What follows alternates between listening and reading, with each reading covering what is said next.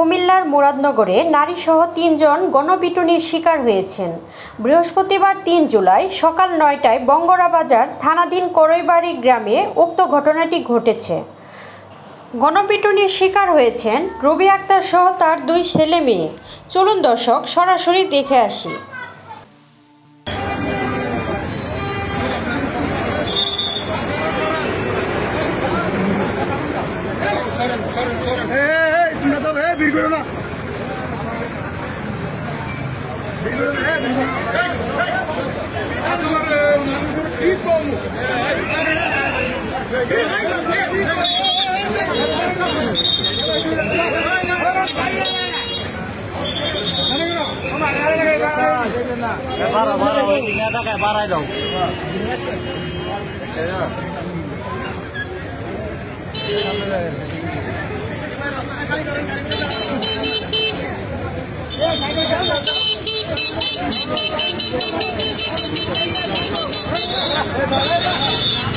প্রিয় দর্শক, এতক্ষণ সাথে থাকার জন্য ধন্যবাদ।